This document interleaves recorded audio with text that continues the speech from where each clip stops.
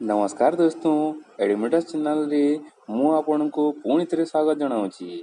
OSS TET 10 तारिख पर्यंत घुंची पारे कि आज से विषय रे आलोचना करवा। आगरू ओएसएस टीईटी अगस्ट 27 रे हेबार थिला, किंतु ओएस एग्जाम अगस्ट 27 रे थिबारु याकू सेप्टेम्बर 1 तारिख पर्यंत घुंचै दिया जायछि। समस्या होछि एया जे इग्नू बीएड एग्जाम सेप्टेम्बर 1 तारिख रे पडुछि।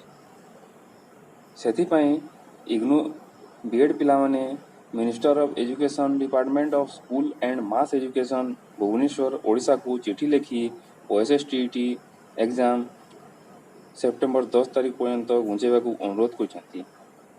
कौन हेबो ताहा देखिया को रहिला आज्ञा।